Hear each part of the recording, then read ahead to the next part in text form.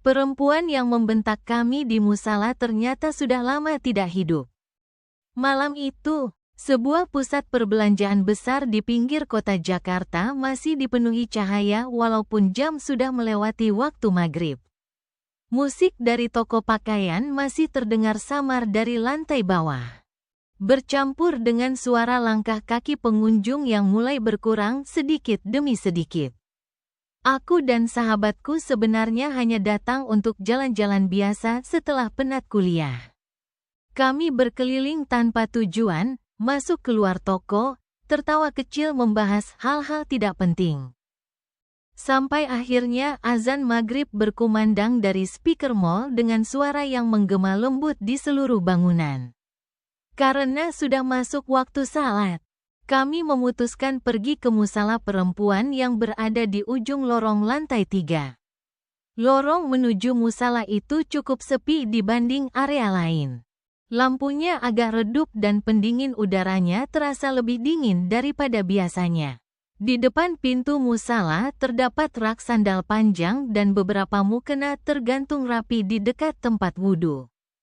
Ketika masuk, suasana di dalam terasa sangat tenang. Karpet hijau tua menutupi seluruh lantai. Aroma khas mukena yang baru dicuci bercampur dengan bau kayu lemari penyimpanan Al-Quran membuat suasana terasa hening dan sedikit menyesakkan. Tidak banyak orang di sana. Hanya beberapa ibu-ibu yang sedang berzikir pelan, seorang perempuan muda bertudung lebar yang duduk bersandar di dekat tiang sambil membaca novel tebal. Dan seorang ibu petugas keamanan mal yang duduk di dekat rak sajadah sambil membuka buku yang sama sekali tidak terlihat seperti buku agama. Setelah selesai salat, aku dan sahabatku duduk di pojok dekat cermin untuk membetulkan hijab. Kami berbicara pelan sekali, benar-benar tanpa niat mengganggu siapapun. Besok jadi pergi gak? Kayaknya jadi deh. Hanya percakapan biasa. Namun karena musala sangat sunyi, suara kecil kami terdengar jauh lebih jelas dari yang kami kira. Tiba-tiba, perempuan bertudung lebar yang sejak tadi membaca novel langsung menutup bukunya dengan keras. Brak, suara itu membuat beberapa orang menoleh. Kemudian dia menatap kami tajam sebelum berkata dengan nada tinggi dan dingin, "Bisa diam gak sih? Ini musala, bukan tempat nongkrong." Suasana langsung berubah tidak nyaman. Aku dan sahabatku otomatis terdiam karena kaget. Aku bahkan belum sempat meminta maaf ketika tiba-tiba pintu musala terbuka cukup keras dari arah belakang. Seorang ibu petugas keamanan berjalan mendekati kami. Tubuhnya besar dan langkah kakinya berat. Suara sepatu hitamnya bergema di lantai musala yang sunyi. Tap, tap, tap. Dia berhenti tepat di depan kami sambil mengangkat alis tinggi-tinggi. "Adik-adik ini gimana sih?" katanya dengan nada membentak. "Mau bikin musala kayak rumah sendiri apa?" Aku langsung menunduk karena malu. Sahabatku juga diam membeku di sampingku. Tetapi ada sesuatu yang aneh dari ibu satpam itu. Semakin lama dia berdiri di depan kami, udara di sekitar terasa makin dingin. Bukan dingin biasa karena AC, melainkan dingin yang membuat tengkuk merinding dan dada terasa sesak. Aku memberanikan diri melihat sekilas ke arah wajahnya. Kulitnya pucat sekali, matanya terlihat sangat cekung, dan ketika dia sedikit membungkuk mendekati kami sambil berkata, "Hah, dengar gak? Aku mencium bau aneh dari tubuhnya. Bau tanah basah, seperti bau kuburan setelah hujan deras." Aku langsung menahan napas. Saat itulah tanpa sengaja aku melihat ke bawah. Kaki ibu satpam itu tidak menyentuh lantai. Sepatu hitamnya menggantung beberapa senti di atas karpet musala. Tubuhku langsung kaku. Aku mencengkeram tangan sahabatku kuat-kuat sampai dia menoleh panik ke arahku. Dia pasti sadar wajahku berubah pucat. Namun aku tidak berani bicara apapun. Perempuan bertudung lebar yang tadi membentak kami masih duduk di tempatnya sambil membaca novel. Anehnya, Dia tampak sama sekali tidak terkejut melihat ibu satpam itu. Bahkan sudut bibirnya terlihat seperti sedang menahan senyum.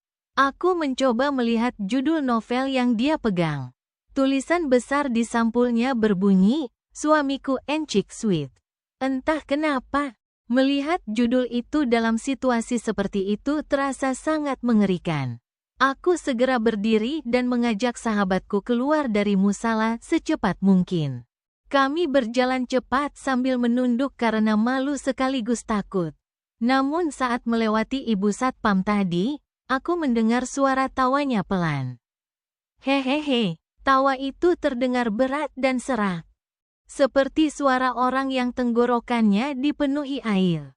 Aku refleks menoleh sedikit ke belakang. Ibu satpam itu ternyata sedang berbicara ke arah pojok musala yang kosong. Padahal tidak ada siapa-siapa di sana. Hehehe, masih suka ribut ya sekarang, katanya pelan. Bulu kudukku langsung berdiri. Kami mempercepat langkah menuju pintu keluar. Namun tepat sebelum keluar, perempuan bertudung lebar tadi tiba-tiba mengangkat wajahnya dari novel dan menatap kami. Tatapannya sangat aneh. Matanya terlihat hitam pekat tanpa pantulan cahaya sedikit pun. Lalu dia tersenyum. Senyum yang terlalu lebar untuk wajah manusia normal. Aku bisa melihat gusinya yang gelap dan giginya yang tidak rata. Lain kali jangan berisik lagi ya, katanya lembut. Tetapi suaranya terdengar seperti dua suara bertumpuk menjadi satu. Aku dan sahabatku langsung keluar hampir berlari dari musala. Brak, pintu musala tertutup sendiri di belakang kami dengan keras. Lorong mal mendadak terasa sangat sepi. Padahal beberapa detik sebelumnya masih ada suara orang berlalu lalang. Lampu lorong berkedip pelan beberapa kali. Kelip, kelip, kelip. Sahabatku mulai menangis kecil sambil terus berjalan cepat di sampingku. Namun ketika kami hampir sampai eskalator, aku merasa seperti ada seseorang yang mengikuti dari belakang. Langkahnya lambat. Tap, tap, tap. Aku memberanikan diri menoleh. Dan aku langsung berhenti bernapas.